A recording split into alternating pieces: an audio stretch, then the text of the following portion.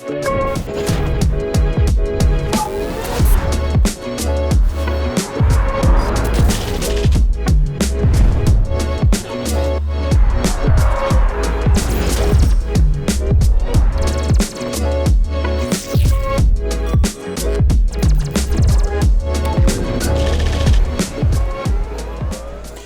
and welcome to Banking Transformed, the top podcast in retail banking. I'm your host, Jim Marous, owner and CEO of the Digital Banking Report and co-publisher of the Financial Brand. Today we're coming to you from the Financial Brand Forum, the biggest event in retail banking held in Las Vegas.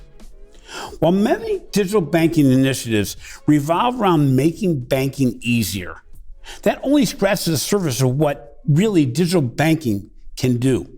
In fact, what the consumer wants is they want better banking, not necessarily faster banking. They want personalized solutions. Combining market-leading innovation with digital banking transformation, U.S. Bank has continued to work hard to build solutions that can quickly adjust to the consumer's evolving needs in real time. But building a digital banking platform that combines speed and scale is not easy. My guest on the Banking Transformed podcast is Dom Venturo, Senior Executive Vice President, Chief Digital Officer at U.S. Bancorp. Dom discusses how U.S. Bank is building a better digital bank that's ready for the future, and he's also going to discuss some of the trends and predictions that we can look as we're looking to 2023 and beyond. So Dom, it's not your first time on the podcast. And actually, it's certainly not the first time we've talked together. We go back many, many years at events like this where we'll catch each other in a coffee hour or a cocktail hour or something like that. But when you look at what's gone on in digital banking and what's happened actually in the last 2 years, what is the biggest change that you've seen as you're building digital banking solutions in the marketplace today? First of all, thanks for having me on. This is our first video interview, though, so we've got that going for us. Yes. And we go back more years than either one of us are gonna say out loud. Look, when you look at the transformation overall and the interactions that are now capable, and they're powered by an awful lot of technology, but this isn't about technology.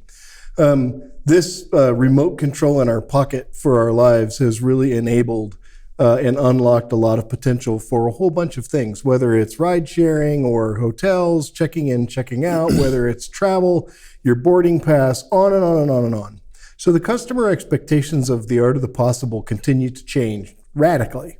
And the technology and the advancements that have happened by our company, by the companies that we work with that enable some of the underlying capabilities, have continued to allow us to unlock new capabilities. So the biggest surprise that I've seen is the massive sort of embrace and adoption and the very dramatic change in behavior.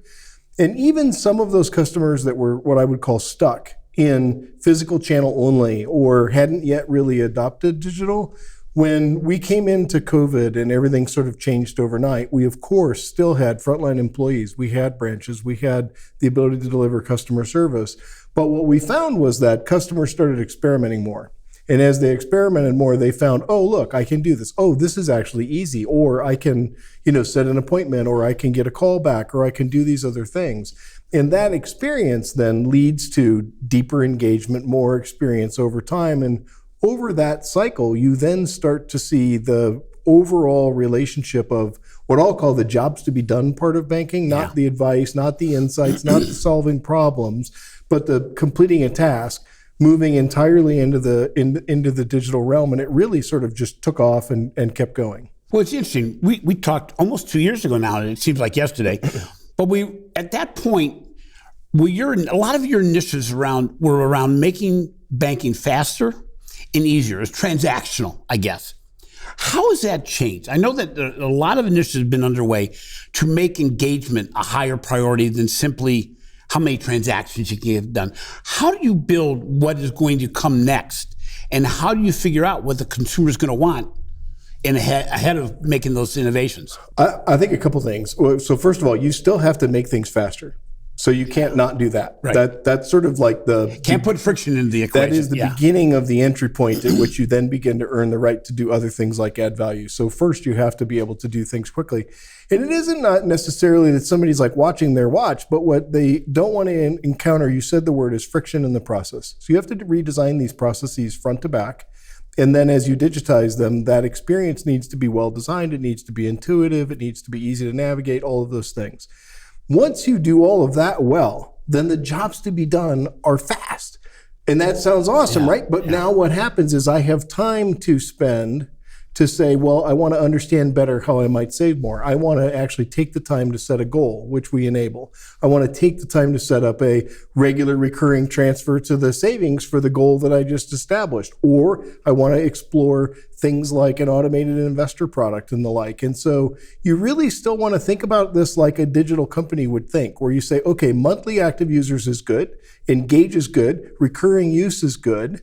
I want to be able to get the jobs to be done easily so that then I can add value and help explore, learn, and deepen that relationship. And so that's really the shift as you think about going down the long list of jobs to be done, which we've made massive progress on, and now being able to add value, add insights, add recommendations, add next best product actions, add the integrated marketing capabilities, and enable that in a friendly way. And if you want to opt out, you can.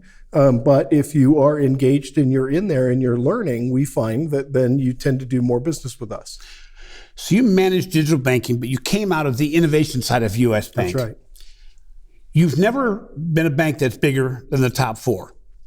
And as a result, you're going to end up having less money to spend to get a differentiation, getting your bank to be ahead of others in the way they do things. How do you focus on what is going to make a difference in the marketplace and how you're going to differentiate U.S. Bank from either bigger or smaller financial institutions? Well, there's two elements to this. So one is, certainly there are bigger companies that have bigger budgets. That's always the case unless you're the very biggest, right? Yeah. So that's always the case. I think when I was in the innovation group, though, we actually used to love this phrase, which was innovation loves constraints. And one of the things that we observed with other industries, so to be clear, I'm not talking about competitors, I'm talking about other industries, is that if you actually have a really well-funded innovation shop or well-funded R&D, you tend to waste a lot of money. And you may create a whole lot of things, but they don't get a lot of traction, they don't scale up and the like. And so this is part of the dilemma in the innovation space, which is you actually want to starve it a little bit so that you are competing for those resources with the very best next thing that might succeed. So that's sort of one thing that I would take away. The other is that within digital at the bank, we don't drive the product agenda for the company, right? We enable our business lines and all of our product partners to be able to unlock capabilities through the digital capabilities that we have. Now, of course, we suggest, things that we might do together and then prioritize those. But you really need to have the financial product side, you need to have the business line experts, you need to have all those other experts collaborating together in order to, most importantly, solve the customer problem. Because if you're not starting with the customer in any of these conversations, you're creating a feature, you're creating a widget, you're creating a thing that may or may not get any traction. But if it actually solves a customer problem and you can do that in an elegant way, you can scale that up pretty dramatically. So what do you prioritize? You're running the digital banking side of U.S. Bank. You've done a lot of things in the back office to make it so that the top of glass works better. But how do you prioritize where the next initiative is going to come from, or what's going to get funded, what's not going to get funded? I would assume the consumer drives that, but there's got to be more to it because the office also has to be able to deliver against it. Yeah, so first, I guess maybe step back and just sort of think about the bank as a whole. We have consumer bank, we have small business, we have large corporate, we have trust and custody, we have wealth management, right? So all of these businesses have different needs and priorities. So we, again, in digital, don't prioritize for them. The businesses help us prioritize what's most important to them, to their customers, to their strategies, and the unlock. And then the ability to deliver. Now, this is the other important thing, and this won't be news to your audience, which is when you deliver in an agile methodology, or you think about the product model, you think about agile ways of delivery, you don't want to be too prescriptive in the what are you going to do next and prioritize that all the way down to a well-defined thing. What you want to be able to do is say, these are the objectives and the customer problem we're trying to solve. And the team is now empowered to go solve those in the best way possible. And they might actually solve it in a completely different way than you might have thought. Right. And then be able to bring that to market, measure it, and continue to iterate it, or, kill it if it didn't succeed, and then move on to the next thing. How do you determine when you're going to engage outside providers, third-party solution providers, fintech firms, anybody else in the outside world, as opposed to building it? Especially given all the changes that happen, what are your decision criteria in many cases? Yeah, at the very beginning, the first thing is this the thing that we have the domain expertise to build? Part one. And then, does it exist in the world as a purchasable, or contractable, thing that you can contract for from a vendor? Because why would you build it from scratch if somebody already has domain expertise, deep knowledge, and the like? Now, saying that, though, then you have to think about, okay, but am I building something that is, strategically competitive? Is it uniquely differentiated? Does it have our own product flavor that I don't want others sort of getting by virtue of a relationship where you may then see that vendor sell that to others, right, as a service? So that's another sort of layer of the decision making. But there are a lot of great technology partners, vendors, fintechs, and the like out there who have mastered very strong, what I will call verticalized solutions for things, whether it's the mortgage industry, whether it's identity management, whether it's back office fraud verifications, that any large bank like ours could go do that, but very often those things change so dynamically that you'd much rather partner with folks that are investing in the R&D to bring those things to life, and they've modernized along with us. So they now have the ability to take the software widget or the API and to be able to plug that in, so that now you can create sort of a portfolio of solution providers. This is especially true in some of the digital capabilities, where building any one of those just wouldn't make sense, but you want to be able to make that experience seamless. And so leveraging those capabilities through the APIs and their developer portals and being able to connect them up allows us to do that in a real seamless way, where we retain the interface, but all the back end pieces are done with our partners. So it's interesting, we were having a discussion earlier around the fact that sometimes we partner with an outside firm only to kind of mess up the process. And we buy one thing and then we say, well, we liked everything you had, but we need you to do it this way for us. How do you avoid, or how do you make a decision as to what you have to put the law down for versus, we maybe should have a different way of looking at this than we have in the past? I think a lot of things are, they really always come down to the same part, which is having a collaborative discussion around what you're trying to accomplish. So why would I put the law down on something that they've done and say you need to do it my way if they're the domain expert that I hired to do it? So that's sort of part one. Now, there are things like information security or other things that come into play that become non-negotiable. But when you're really just talking about, why are they doing the things the way they do it? The other part of it is, when I was in innovation, we had this concept, and it's not something we invented, but it's pretty familiar in the space, called a lead user. So a lead user is the customer that uses your product in ways you never anticipated. And they sort of hack, if you will, the products and solutions. And one of the things that we have found is that if you have a really good partnership, you become a future product development engine for your partners, because you lead use. You hack things and make them better, and then they can use that to help inform their solution and make it better over time. But it's less about sort of prescribing do this or else. It's more about doing that in a collaborative way. So in the digital banking realm at US Bank, what really excites you about what's looking down the future? That thing you're shooting for that you go, I can see this happening.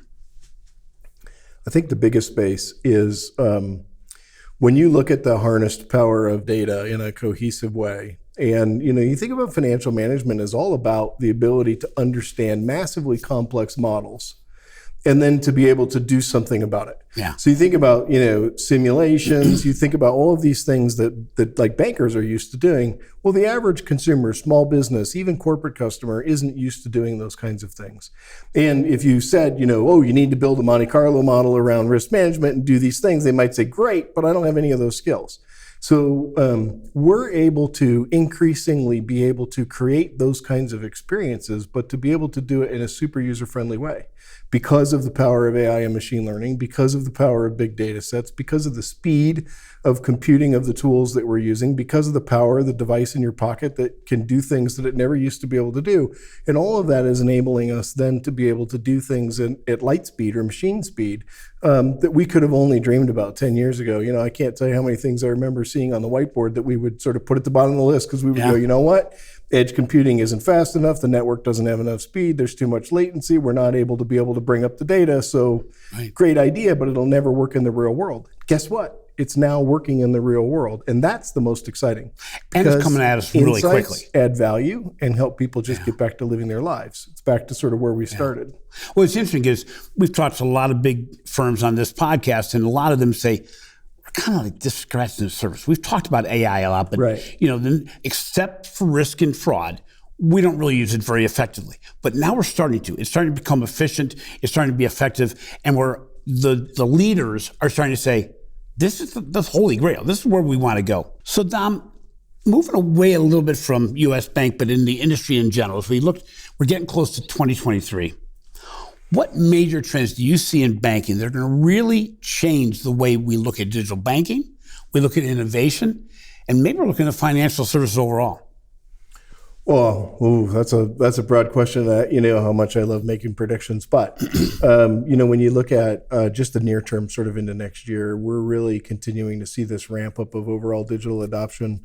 But increasingly at the industry level, we're seeing more of these value-added tools being put together. Think of it as like a suite of services and capabilities that might actually be a collection of solutions from partners and banks in one place. So whether it's the equivalent to a small business app store that includes things like time management, payroll management, cash management, and budgeting, making it easy to have not only all those things available from an awareness perspective, but then that they work together. And they just sort of seamlessly work, right? You've heard the term "things just work." That's when you know you've got good human and technology design, and so we're seeing an awful lot of that happening at the industry level, and obviously work that we've been doing as well. I think the other part is the ability for the information to be able to turn from insights to action more rapidly. So what I mean by that is, you know, we were talking a little bit earlier around the power of all of this data and the capabilities. And part of what you want to be able to do is in a non-intrusive way to be able to let a customer know that they should take action and or that you have a recommendation for them. And some would call that digital marketing. But I think what's happening is even in the cases of service interactions of how you might save on fees or how you might save more for your goals or the other types of things. And those become genuinely very helpful. And in the industry, both what I would call traditional banks and credit unions, and then also in the adjacent side, which would be the fintechs and the neobanks and the like, you've seen an awful lot of innovation in this space, and some of it is done really well, and some of it just hasn't gotten traction. The things that have done well tend to be the ones that solve a customer problem, back to the thing I mentioned earlier, and they tend to be things that are sort of snackable content. In other words, I can quickly understand what you're telling me. I can quickly decide whether or not I want to do what you're suggesting, and then I can move on and get back to things. And so the whole idea of being able to do that then helps customers become better decision makers over time. But you need to be able to think about how are you serving up the actual content that you're engaging with beyond what's the technical capability. And I think the industry is doing better at that. You know, we were throwing a lot of technology at customers. And in some cases, the cognitive load, if you will, the term we use around experience, gets too high, and then people just, they opt out. Well, it's interesting because you're talking about the fact that really we're maybe even moving away from product to content and overall life-changing solutions, 100%. Which, by the way, will sell product. But we've always been so focused on the measurement of product sales as opposed to engagement, which could be a completely different element. You know, I look at what Acorns does, and they don't sell me another product, but they continually give me content on how to leverage their services better. So I feel like I'm a partner. I realize who's going to benefit from this, but if I'm benefiting as much or more than they are, it's a good relationship. I mean, that is the definition of a good relationship. I think that's exactly the point. And, not throwing things up because you can, but being able to have that conversation. I would amend one thing though, at least I would posit it differently. It is actually product, but product now includes the experience, the education, the engagement, and the marketing. Whereas we used to think of, and I've been a banker for too long, so in the old days, we used to think of products as only the financial products. And then you had channels, and you had all of these other things. Now it's all one thing. Yeah. So the financial product is an element of the entire product, but all of it has to knit together. It all has to be a seamless experience, and you have to add value. As you're collecting the data and helping to solve the consumer's needs in a financial and even non-financial way, in certain areas of the world, we're seeing open banking solutions that involve outside partnerships that really change the revenue model as we look at it today. The revenue may be coming from outside organizations that want access to customers that are very focused on a certain segment. Do you see this happening possibly in the future? Well, I mean, we've had it in the United States. We've had different of these that have showed up, right? Because you had the merchant-funded loyalty programs. You had, some of the packaged good loyalty programs that partnered with financial institutions. So we've seen a number of these things. I would call them sort of the big epics of loyalty and rewards over the last 20 years. And so, some of the things that were missing were common platforms. And then the other thing that was missing was fungibility of the rewards. In other words, I could only use them at certain places, not at the places that I wanted to, and so they generally weren't as successful. Some of the examples that I know you're referring to in Europe and elsewhere have fungibility of rewards. You can use it anywhere, like cash. They also have mass participation, and they have good protections around the data because of privacy rights and the other things. And so, some of the things that we saw 10 years ago may come back to life again. As now the technology has gotten better, we've gotten smarter around the way that these things might work together in terms of the economics and then the actual piece. But loyalty pricing engines and the data analytics will also become the critical competitive things, not product, feature, function. Right. It will be those things that will be the difference between, I think, the big winners and those that are sort of at the, lower level growth. It's interesting. I never sit down without learning a lot about banking. You're a master in a lot of these fields, but as we look at the industry as a whole, and if you're talking to organizations of any size out there, and they're looking at their 2023 plan, and it's a person who's involved in the digital banking side, what recommendation, what priority do you say, don't go anywhere until you solve this first? What is it? I mean, I think, so sort of where we were at the beginning where I was talking about, if you're going to deliver anything, that experience needs to be seamless. And so if all you did was make a couple of basic functionalities very seamless, then you can begin to capitalize on that. You earn the right to do more. And so having something that is mediocre, that you're not happy with or what have you, but it's good enough because I have to have this service, is probably not what you want to prioritize. You want to prioritize getting what small thing that you do done really well, and then you have the ability to earn the right to capitalize on that. And I'll add to that, because of the conversation we had before, is that it's not top of glass. That's right. It's behind the glass. It's the back office. 2 years ago, we talked about the thing we were focused on more than anything else was fixing the back office so it could deliver what the front office wants to be able to deliver without faking it. Exactly right. We fake it often. Finally, so you look at U.S. Bank 1 to 3 years from now in the digital banking realm of it. What do you hope you get to say, we did it? And it's certainly not a specific product. I don't think you ever get to done. But when we were talking earlier on the panel at the conference, I mentioned the digital assistant, and I think we will continue to see some pretty incredible advancements in that technology, and I think it will become less of a thing that feels contained or constrained. In other words, I go to ask a question or get help, and a digital assistant is the way most customers behave. But to where you might actually start asking it for advice, you might actually instructing it to do jobs. For instance, pay my credit card on the 8th from my checking account, and then that creates an action that actually causes that to happen. Now, we can do some of those things, but a lot of folks can't.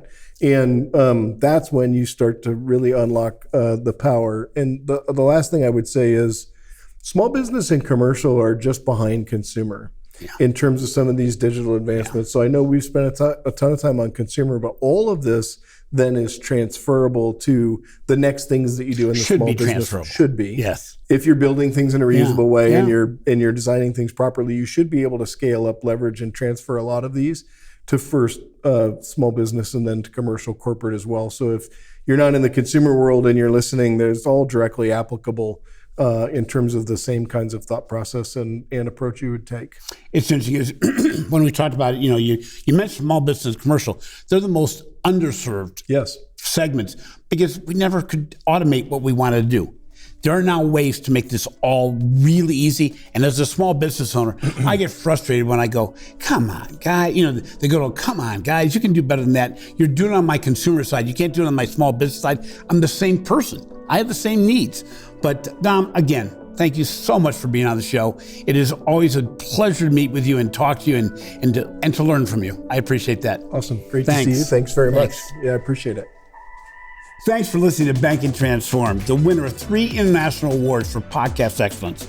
If you enjoyed what we're doing on today's interview, please be sure to give us a 5-star rating in your favorite podcast app. Also, be sure to catch my latest articles on the financial brand and the research we're doing for the Digital Banking Report. This has been a production of Evergreen Podcast. A special thank you to producer Leah Hassage, audio engineer Dave Douglas and Sean Roll Hoffman, and video producer Will Pritz. I'm your host, Jim Marous. Remember, until next time, meeting customer needs involves looking beyond today, embracing the change that's on the horizon.